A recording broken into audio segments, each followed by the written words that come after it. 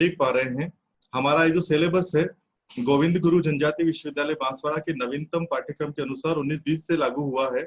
और इस पाठ्यक्रम के तहत हमें 2 पुस्तकों का अध्ययन करना है पॉलिटिकल साइंस के अंदर। पहले पेपर का नाम है हमारा राजनीति विज्ञान के मूल आधार, और उसी क्रम में दूसरे पाठ्यक्रम के लिए, दूसरे पार्ट के लिए जो हमारी पुस्तक है, जिस प्रश्न पत्र का नाम है यहाँ पर भारतीय राजनीतिक विचारक, इंडियन पॉलिटिकल थिंकर्स। इन 2 विषयों, इन 2 पर्टिकुलर पार्ट, पहले और सेकंड पार्ट पर हम लोग आज एक ब्रीफ करेंगे। केवल समय को देखते हुए मैं अपनी क्लास को कोशिश करूंगा कि समय में पूरा कर सकूं।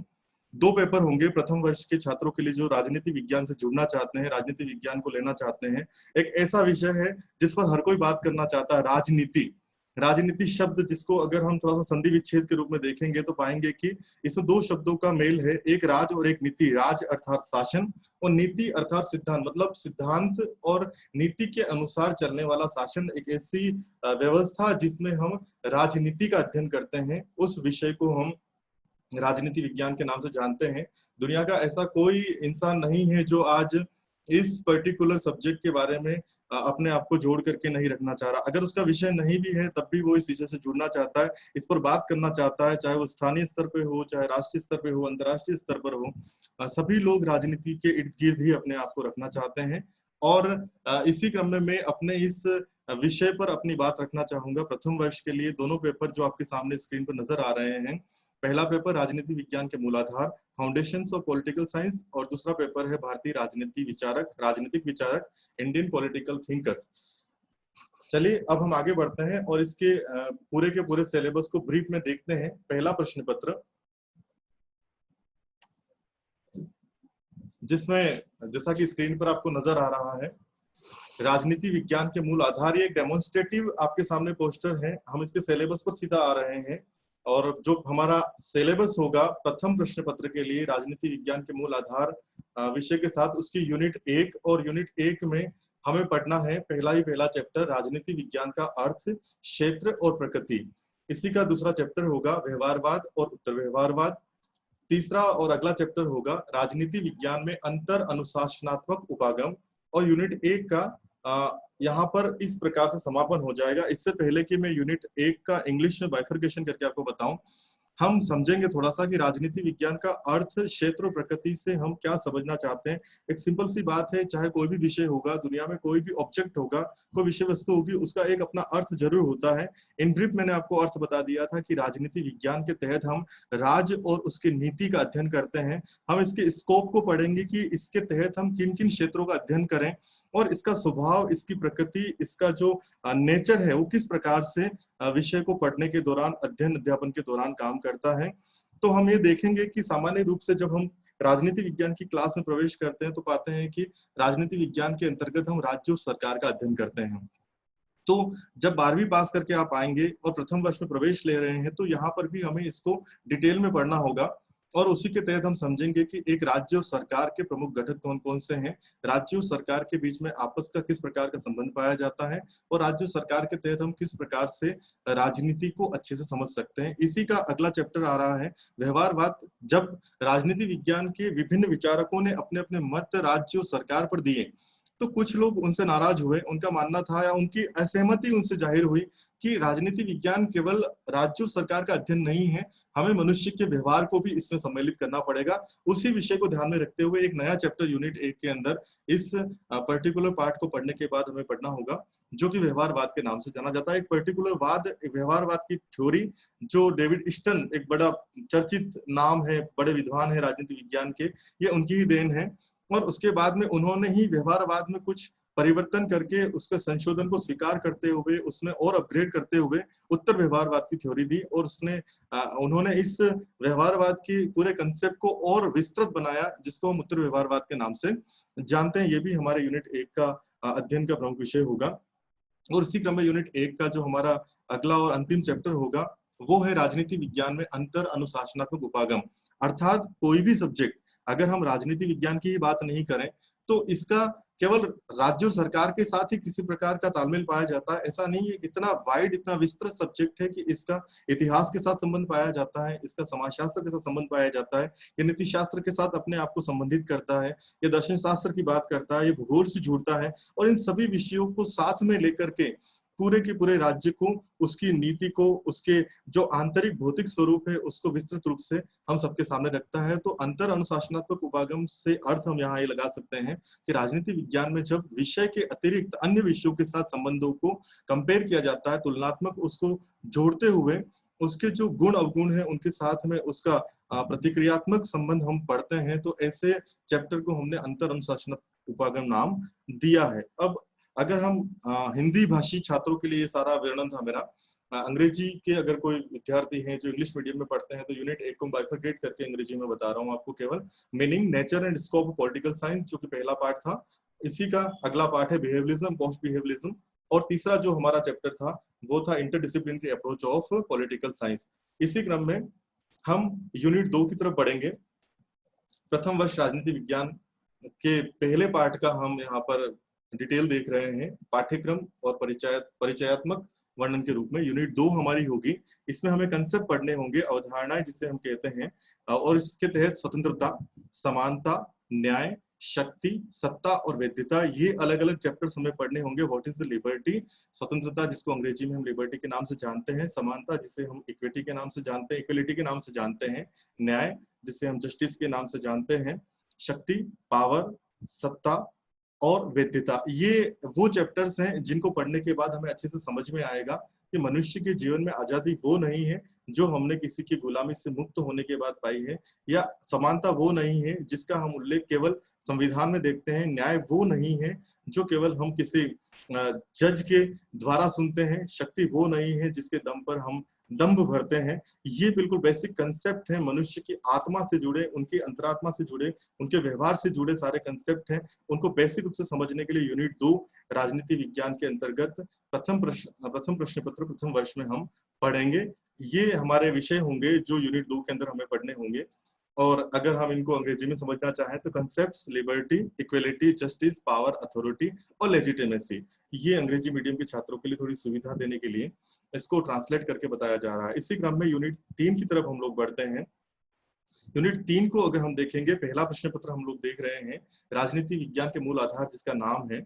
और यूनिट 3 पर अगर हम आते हैं तो हम देखेंगे कि यूनिट 3 में राज्य की उत्पत्ति के सिद्धांत हमें पढ़ने हैं, जिसके तहत देवी सिद्धांत पढ़ना है, सामाजिक समझौते का सिद्धांत पढ़ना है और विकासवादी सिद्धांत हमें पढ़ना है।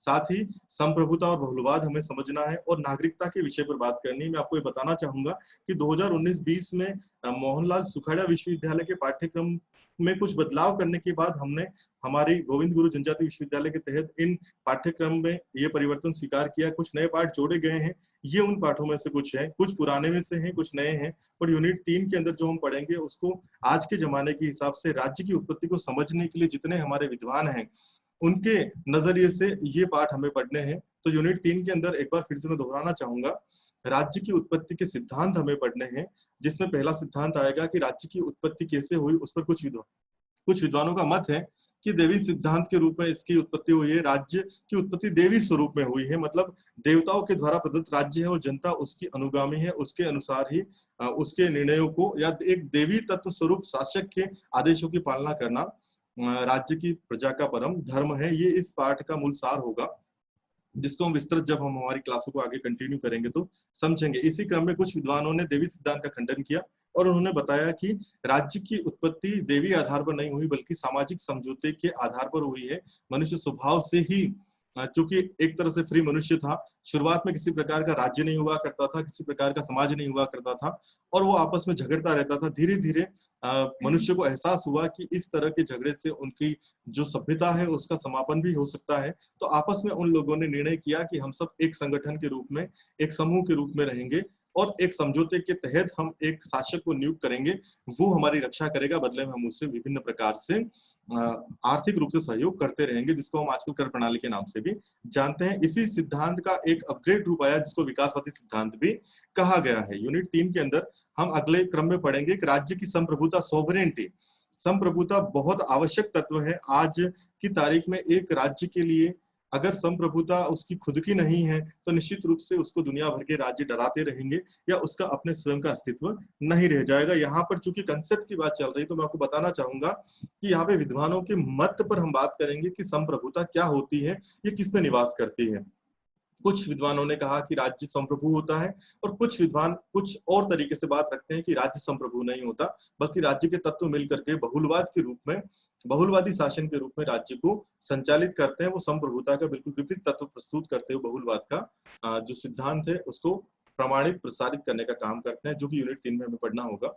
और इसी क्रम में हमारा अगला जो पाठ होगा उसका नाम है नागरिकता, कि एक राज्य के अंदर रहने के नाते जो हमारे दायित्व है, जो राज्य हमें विभिन्न प्रकार की योजनाएं देता है, विभिन्न प्रकार की सहूलियतें देता है, तो बदले में एक मनुष्य का क्या दायित्व है जो उस राज्य में रहता है, और उस राज्य में रहने के नाते जो उसके प्रमुख दायित्व हैं, जो कर्तव्य हैं, उसको निभाने का ये जो एक पूरा की पूरा शेड्यूल है, इसे हम नागरिकता के नाम से जानते हैं। विस्तृत जानकारी तो हम जब अगली रेगुलर क्लास होगी तभी समझेंगे, बट नागरिकता को संक्षिप्त में ब्रीफ कराया जा रहा है।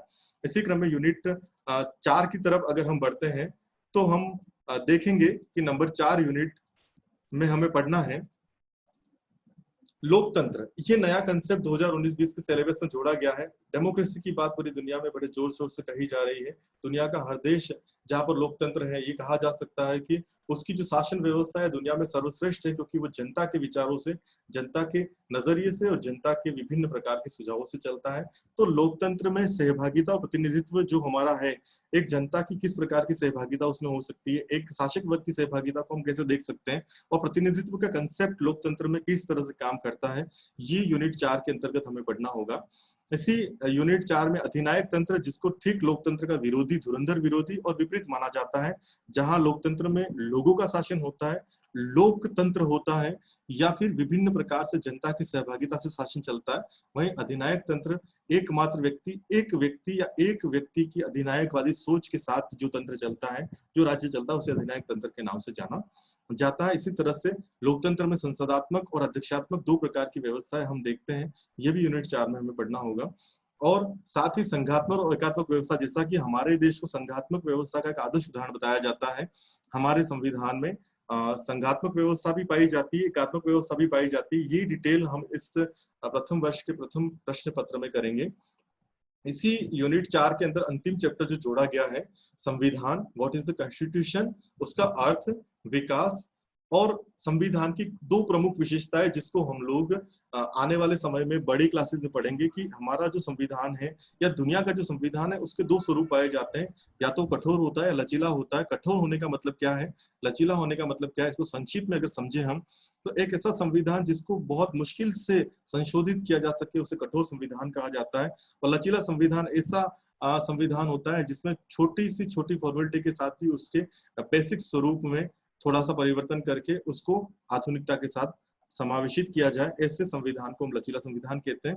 दुनिया में संविधान कई प्रकार के हैं, लेकिन दो बड़ी फॉर्म्स पाई जाती है। दुनिया में अधिकांश देशों में लिखित संविधान पाया जाता है, और दुनिया का एकमात्र देश है जिसने पूरी दुनिया को संविधान दिया है, वहां अलिखित संविधान पाया जाता है, उसका नाम ब्रिटेन है, जिसे हम इंग्लैंड के नाम से भी जानते हैं। तो हमें इस कंसेप्ट यूनिट के तहत यूनिट 4 में संविधान का अर्थ समझना है, उसके विकास पर हमें बात करनी है, उसका इतिहास क्या रहा है, फिर उसके जो गुण हैं कठोर और लचीलेपन वाले उस पर हमें डिटेल करनी है, और फिर लिखित और अलिखित संविधान, उसके दोनों स्वरूपों को हमें पढ़ना। ये यूनिट 4 थी। अब यूनिट 5 की तरफ हम लोग पढ़ेंगे। यूनिट 5 की तरफ अगर हम नजर डालें तो यूनिट 5 के तहत हमें जो पढ़ना है उसके तहत आता है सरकार के अंग। ये सबसे बेसिक कंसेप्ट है।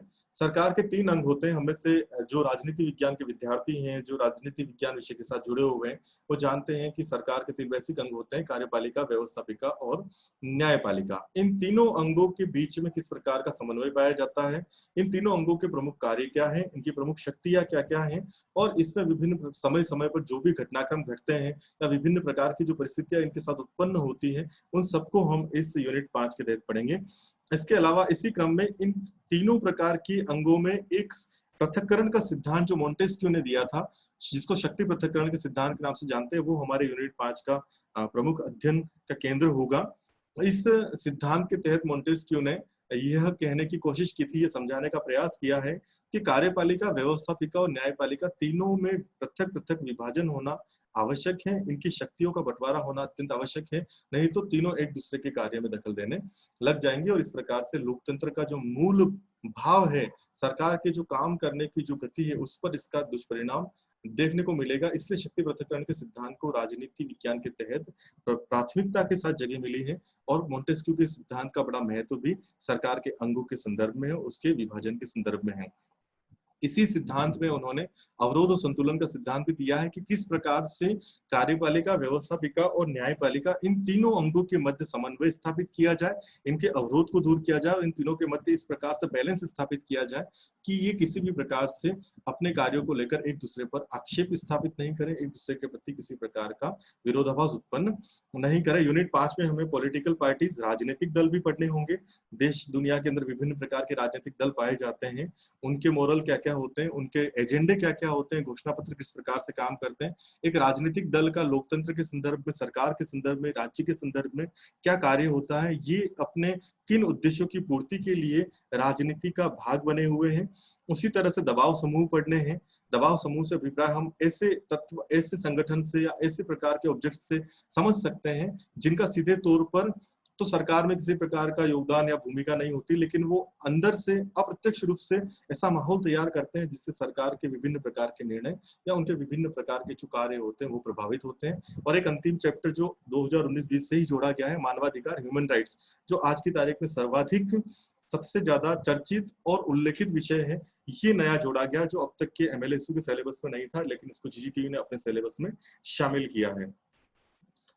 अब ये था हमारा पहला प्रश्न पत्र, राजनीति विज्ञान के मूल सिद्धांत, जिसको हमने नाम दिया है राजनीति विज्ञान के मूल आधार भी इसे कहा जाता है, बेसिक प्रिंसिपल्स के नाम से जाना जाता है पॉलिटिकल साइंस के संदर्भ में, या फाउंडेशन ऑफ पॉलिटिकल साइंस के नाम से भी इसको जानते हैं। ये प्रथम प्रश्न पत्र होगा पहले साल के विद्यार्थियों के लिए जो राजनीति विज्ञान लेकर के अपने ग्रेजुएशन को पूरा करना चाहते हैं।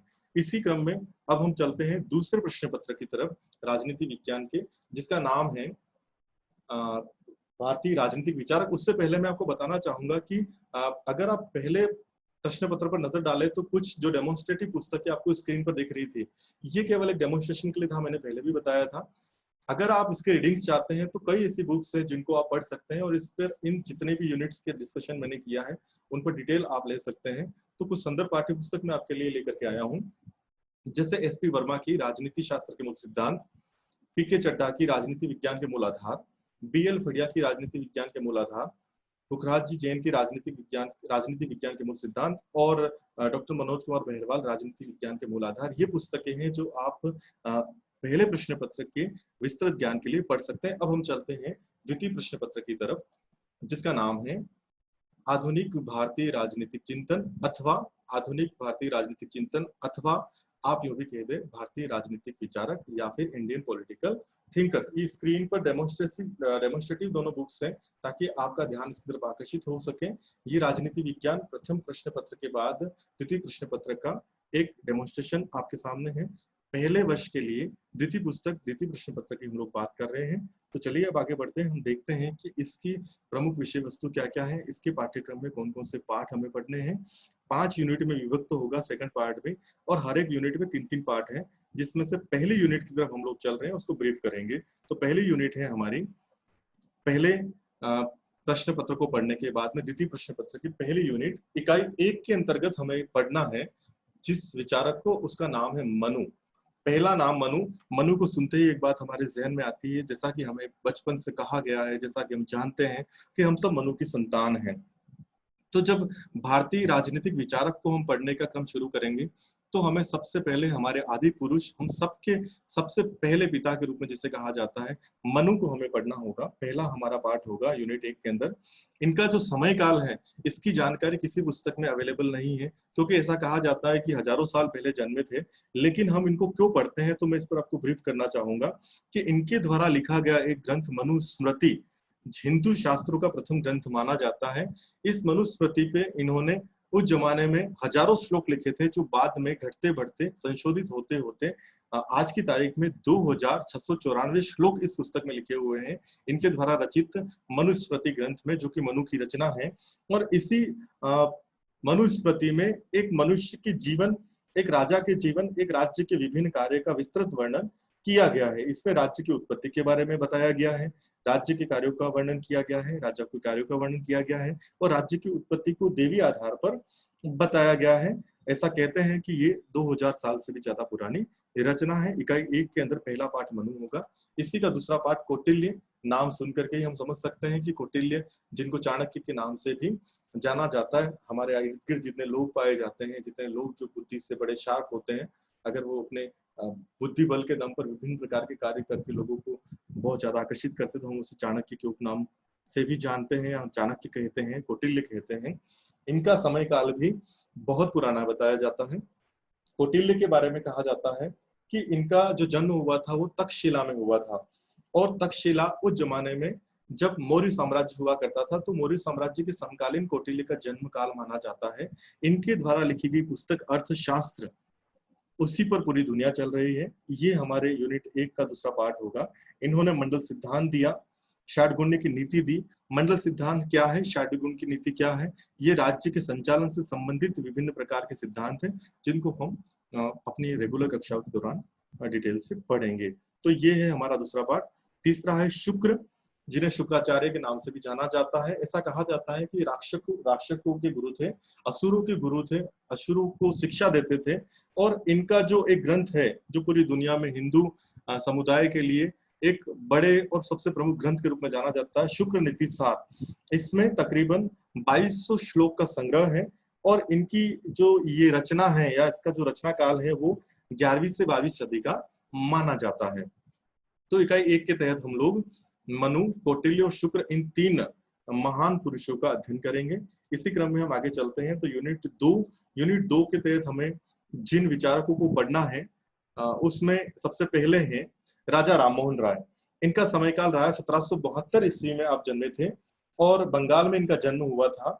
इन्होंने आत्मीय सभा की स्थापना की, ब्रह्म समाज की स्थापना की, और जैसा कि हम लोग जानते हैं, थोड़ा सा हमें इस बारे में पूर्व ज्ञान भी है, हम में से हर कोई जानता है राजा राममोहन राय के जीवन की सबसे प्रमुख उपलब्धि, सबसे बड़ा कार्य क्या था। तो इन्होंने 1818 में सती प्रथा का हमारे देश से समापन करवाया था। एक ऐसी कुरीति जहां पर पति के मरने के बाद पत्नी को जिंदा चिता में जला दिया जाता था, उस कुरीति से इस देश के समाज को, जो उस समय काफी पिछड़ा था या यूं कह दें कि कुरीति से ग्रस्त था, उसको मुक्त करवाया था। इन्होंने ब्रह्म समाज की स्थापना की, और साथ ही साथ उस सती प्रथा के समापन के लिए एक बड़ा आंदोलन चलाया, जिसके बाद में अंग्रेजों ने भारत से सती प्रथा का समापन किया। सती प्रथा को अवैध मानते हुए उसके खिलाफ विभिन्न प्रकार की कानूनी उपबंध का प्रबंध किया था। तो ये राजा राममोहन राय। अगले क्रम में हमें पढ़ना है स्वामी विवेकानंद। इनसे तो हर कोई भाली भांति परिचित है। स्वामी विवेकानंद जग प्रसिद्ध है, जिन्होंने देश की महिमा को दुनिया तक पहुंचाया। 1863 में आपका जन्म हुआ था, 1902 तक इनका जीवन काल रहा।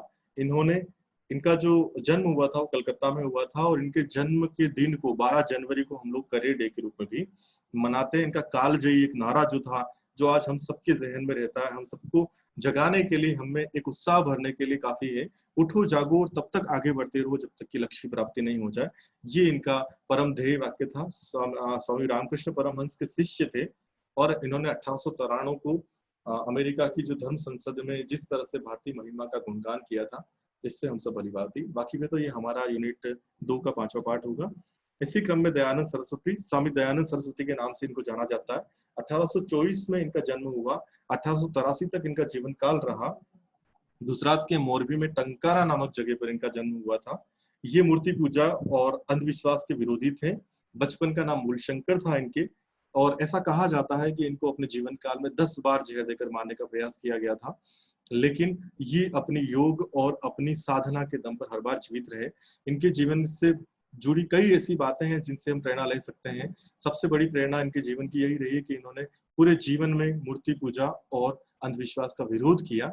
जिस तरह से अंधविश्वास का विरोध करने के कारण ही इन्हें लास्ट में मारने का प्रयास किया गया, और उस लास्ट वाला जो षड्यंत्र था, अंतिम षड्यंत्र में षड्यंत्रकारी को विजय प्राप्त हुई थी, और इनकी लंबी बीमारी के बाद में मृत्यु हुई थी, इनका देहांत हुआ था। ये दयानंद सरस्वती से जुड़ी संक्षिप्त जानकारी। इनके द्वारा लिखा गया ग्रंथ सत्यार्थ प्रकाश, सारी दुनिया जानती है उसने किस तरह से भारतीय समाज को, भारतीय चिंतन को एक नई दिशा दी है। अब पढ़ते हैं इकाई 3 की तरफ, इकाई 3 की तरफ। भारतीय राजनीतिक चिंतन, एक डेमोन्स्ट्रेटिव पेज आपके सामने है। गोपाल कृष्ण गोखले 1866 में जन्म हुआ, 1915 में आपकी मृत्यु हुई। एक उदारवादी नेता के रूप में आप जाने गए। और इसके बाद में है बाल गंगाधर तिलक, और इसी क्रम में है सर सैयद अहमद खां। आप तीनों अलग अलग स्वभाव के महान पुरुष हुए हैं। गोपाल कृष्ण गोखले की हम बात कर रहे थे, महाराष्ट्र में जन्म हुआ, एक उदारवादी नेता थे। और ऐसा कहा जाता है कि आप गांधी के आध्यात्मिक गुरु थे। स्वयं गांधी जी ने इस बात को स्वीकार किया है। इन्होंने उस जमाने में उदारवादी तरीके से अंग्रेजों को भारत में सुधारवादी कार्यक्रम चलाने का आह्वान किया। उसको लेकर विभिन्न प्रकार के पत्र इन्होंने तत्कालीन ब्रिटिश जो संसद थी उसको पत्र लिखे थे। उन पत्रों को बाद में गोपाल का राजनीतिक वसीयतनामा नाम से भी जाना गया। इन्होंने देश में आर्थिक सुधारों पर अपने विचार दिए। और इसी तरह से अगले क्रम में जो हमारे विचारक हैं जिनका नाम था अभी स्क्रीन से जैसा आप देख पा रहे थे, बाल गंगाधर तिलक, एक बड़े चर्चित नाम जिन्होंने देश के अंदर गणेश उत्सव, शिवाजी उत्सव का प्रारंभ किया। और तो उसके बाद में देश के अंदर आजादी को लेकर के जिस प्रकार का माहौल इन्होंने खड़ा किया, ये बिल्कुल उदारवादी छवि से विपरीत उग्रवादी स्वभाव के व्यक्ति थे। और इन्होंने अपने दम पर महाराष्ट्र के अंदर इन दोनों उत्सवों को शुरू करके देश के अंदर जन जागृति पैदा की। और इनके द्वारा लिखे गए विभिन्न दो पत्र जो बाद में निकाले गए, मराठी एवं केसरी, जो अखबार के रूप में थे। इनके द्वारा स्कूल की स्थापना भी की गई, इंग्लिश स्कूल, जो कि उस जमाने में बड़ी फेमस स्कूल रही। और उसी के माध्यम से उन्होंने देश के अंदर आजादी के प्रति देश के अंदर राष्ट्रवाद का भाव बनने का काम किया था। सर सैयद अहमद खां, इन्हें मुस्लिम समुदाय का मसीहा कहा जाता है, जो कि हमारा अगला पाठ होगा। और इसी तरह से यूनिट 4 अगले क्रम में हम बढ़ेंगे। तो यूनिट 4 के अंदर हमें पढ़ना होगा, पहला नाम M.K. गांधी, मोहनदास करमचंद गांधी जिन्हें कहा गया, और जिनके बारे में कौन नहीं जानता, महात्मा गांधी, जिनसे हम सब प्रेरित हैं। महात्मा गांधी का समय काल भी हमें बताने की आवश्यकता नहीं। 2 अक्टूबर को आपका जन्म हुआ 1869 गुजरात के पोरबंदर में। और इनका तो जीवन स्वयं एक संदेश है। तो इनकी जितनी डिटेल्स है जो हमने अब तक पढ़ी है, हमारे प्रारंभिक शिक्षा काल में जो हमने सीखा है, जो हमने हमारे माध्यमिक शिक्षा काल में सीखा है, उच्च माध्यमिक शिक्षा काल में सीखा, उससे ऊपर का ज्ञान हमें इस इकाई के तहत पढ़ने को मिलेगा। महात्मा गांधी, जिन्होंने देश के अंदर सत्य और अहिंसा की अलख जगाई। अल्बर्ट आइंस्टाइन का कथन था कि एक ऐसा हार्डमांस का पुतला जिसने लाठी के दम पर देश को आजाद करा दिया, आने वाली पीढ़ियां शायद इस बात पर यकीन करेगी। ये बहुत बड़ा इनके लिए सम्मान सूचक शब्द है। और 30 जनवरी 1948 को गोडसे द्वारा इनकी हत्या कर दी गई थी, हम सब जानते हैं। इनका पूरा जीवन, इनके जीवन का जो संघर्ष रहा, इन्होंने जिस तरह से अंग्रेजों को बिना हिंसा के झुकने पर मजबूर किया, ये सारी बातें इनके जीवन काल से जुड़ी हुई, इनके आंदोलन, इनके प्रमुख कार्य हम इस इकाई के तहत पढ़ेंगे। और इसके बाद में इकाई 4 के तहत अगले जो हमारे विचारक हैं उनका नाम है जवाहरलाल नेहरू। पंडित जवाहरलाल नेहरू देश के प्रथम प्रधानमंत्री रहे। इलाहाबाद में जन्म हुआ, एक अच्छे राजसी परिवार में इनका जन्म हुआ था। देश की आजादी के आंदोलन में इन्होंने भाग लेने के लिए अपना पूरा जीवन समर्पित किया, सारे ऐश आराम छोड़ करके देश की आजादी के लिए लड़ते रहे। पंचशील का सिद्धांत दिया, भारत छोड़ो आंदोलन में भाग लिया, एक प्रमुख पुस्तक लिखी डिस्कवरी ऑफ इंडिया, जिसके तहत उन्होंने उस समय काल का पूरा वर्णन किया है देश की परिस्थितियों का। ये हमारा अगला विषय होगा, अगला पाठ होगा इकाई 4 के तहत। Doctor Bhimrao Ambedkar, B.R. अंबेडकर, ये भारत के संविधान के निर्माता कहे जाते हैं। मध्य प्रदेश के महू में इनका जन्म हुआ था। वर्ण व्यवस्था का इन्होंने विरोध किया। भारत के संविधान निर्माता जिनका खुद का जीवन इतना संघर्षमय रहा, जहाँ जिस जमाने में ये जन्मे थे उस जमाने में भी देश का जो समाज था, तत्कालीन जो भारतीय समाज था, वो वर्ण व्यवस्था के जाल में फंसा हुआ था।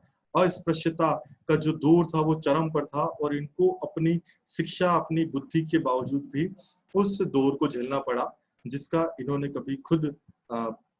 खुद ने कभी कल्पना नहीं की थी। तो B.R. अंबेडकर, भारत के संविधान निर्माता, भारत के प्रथम कानून मंत्री, ये हमारा इकाई 4 का अंतिम पाठ होगा। और इस तरह से इकाई 5 की तरफ हम लोग चलते हैं, जो सेकंड पेपर भारतीय राजनीतिक विचारक का अंतिम इकाई भी होगी, और इसमें भी हमें 3 पाठ पढ़ने होंगे। इस 3 पाठ के तहत हमें जो पहला पाठ पढ़ना होगा उनका नाम है मानवेंद्रनाथ रॉय। M.N. रॉय के नाम से इन्हें हम जानते हैं। ये एक क्रांतिकारी स्वभाव के राष्ट्रवादी विचारक थे। पश्चिम बंगाल में इनका जन्म हुआ था। अंग्रेजों को देश से मुक्त कराने के लिए, अंग्रेजों को देश से बाहर निकालने के लिए इन्होंने लगातार अंग्रेजों के साथ में छुपते हुए बिल्कुल क्रांतिकारी तरीके से देश में आंदोलन चलाया। ये बात अलग है कि इन्हें बाद में देश छोड़कर जाना पड़ा और बाद में दुनिया भर के नेताओं के संपर्क में आने के साथ इनका हृदय परिवर्तन होता रहा और ये बाद में एक मानवतावादी विचारक बन गए। तो ये हमारा इकाई 5 का अगला पार्ट होगा, पार्ट नंबर 13। और इसके बाद अगला पार्ट जयप्रकाश नारायण। 1902 में इनका जन्म हुआ था, 1979 तक आप रहे, आपका जीवन काल रहा। बिहार में जन्मे थे, समग्र क्रांति का नारा दिया और इतिहास जानता है कि हम सब जानते हैं कि इन्होंने अंग्रेजों की जो आजादी की मुहिम थी अंग्रेजों के प्रति, उसमें भी भारतीय विचारक के अलावा एक क्रांतिकारी के रूप में भाग लिया, एक सक्रिय कार्यकर्ता के रूप में भाग लिया। लेकिन इनको जिस बात के लिए ज्यादा जाना जाता है वो ये है कि इन्होंने तत्कालीन भारत में उस जमाने में 1974 के तहत जो समग्र क्रांति का नारा दिया और भारतीय राष्ट्रीय कांग्रेस की सत्ता को चैलेंज करते हुए इन्होंने तत्कालीन समय में इंदिरा गांधी की सरकार को हिला दिया था। ये पूरा विस्तृत वर्णन हम हमारे पूरी पाठ के दौरान देखेंगे। इन्होंने जग प्रसिद्ध नारा दिया, सिंहासन खाली करो की जनता आती है, और कांग्रेस की सत्ता को चुनौती देते हुए भारत में समाजवाद की स्थापना की दिशा में इन्होंने काम किया। और इकाई 5 के हमारे अंतिम जो विचारक हैं, भारतीय राजनीतिक चिंतक हैं, उनका नाम है डॉक्टर राम मनोहर लोहिया। 1910 में इनका जन्म हुआ, 1967 तक जीवन काल रहा। ये प्रमुख भारत के समाजवादी नेता गिने जाते हैं और भारत में समाजवाद के उग्र प्रचारक भी इन्हें कहा जाता है। यूपी के फैजाबाद में जन्म हुआ था और भारत में समाजवादी दल की स्थापना की थी। इनके गांधी जी के साथ बहुत अच्छी ट्यूनिंग बाद में जमी थी और डॉक्टर राम मनोहर लोहिया के बारे में कहा जाता है कि ये गांधी जी के साथ मिलकर के देश में पूरी तरह से एक स्थायी और वास्तविक समाजवाद को स्थापित करना चाहते थे। ये भारत की जो निर्धनता थी उससे बहुत दुखी थे। 1967 में आपका देहांत हो गया। तो ये डॉक्टर राम मनोहर लोहिया के बारे में संक्षिप्त ब्रीफ मैंने आपको करवाया। इस प्रकार से यूनिट 5 के साथ हमारा सेकंड पेपर भी समाप्त होता है। अगर आप इस पार्ट से इस पर्टिकुलर द्वितीय प्रश्न पत्र को पढ़ने के लिए कुछ रेफरेंस बुक्स ढूंढ रहे हैं तो मैं उसका भी आपको जिक्र करना चाहूंगा। एस अल्टेकर की प्राचीन भारत में राज्य शासन बुक है। इसी तरह से वीपी वर्मा की आधुनिक भारतीय राजनीतिक और सामाजिक चिंतन बुक है। इसी क्रम में अगली जो बुक है विष्णु भगवान की है, भारतीय राजनीतिक विचारक। श्यामलाल पांडे की भारतीय राजनीति शास्त्र के प्रणेता बुक है। अवस्थी एवं अवस्थी की प्रतिनिधि भारतीय राजनीतिक चिंतक एवं संस्थाएं बुक है। परमात्मा शरण की प्राचीन भारत में राजनीतिक चिंतन एवं संस्थाएं बुक है। और डॉक्टर BL फड़िया की भारतीय राजनीतिक चिंतन, जो डेमोन्स्ट्रेटिव स्क्रीन पर भी आप देख रहे हैं। इसके अलावा ओपी गाबा जो शुरुआत से हम देख पा रहे हैं, एक डेमोन्स्ट्रेटिव बुक भारतीय राजनीतिक विचारक, आप इसका अध्ययन भी कर सकते हैं। ये सारी बुक्स रेफरेंस बुक के रूप में आपके काम आ सकती हैं। इसके अलावा जो सिलेबस में हमें पढ़ना है वो तो पूरे साल के दौरान पढ़ना ही रहेगा। ये राजनीति विज्ञान प्रथम वर्ष के लिए एक परिचयात्मक कक्षा आज की थी। मैं आप सब लोगों को बताना चाहूंगा, मैं उम्मीद करता हूँ कि ये प्रयास भी आपको शायद पसंद आया होगा। हम लोग प्रयास कर रहे हैं कि किस तरह से इस कोरोना काल में बच्चों की पढ़ाई को बरकरार कर सके, फिर से जोड़ सके उन्हें पढ़ाई से। साथ ही आने वाले फर्स्ट ईयर जिसकी क्लासेस अभी शुरू होंगी कुछ दिनों में, सब कुछ ठीक हो जाएगा तो हम लगातार इस क्लास को चला पाएंगे, तो उससे हम जोड़ सके, ये हमारा उद्देश्य था। अगर आपको हमारी क्लास पसंद आई है तो आप हमें कमेंट करके बताएं। और साथ ही हम आशा करते हैं कि अगर आपको ये क्लास पसंद आई है तो निश्चित रूप से आप महाविद्यालय के साथ जुड़ेंगे और इसी तरह से क्लास का लाभ लेते रहेंगे। आप सभी का बहुत बहुत धन्यवाद। आप इस क्लास से जुड़े।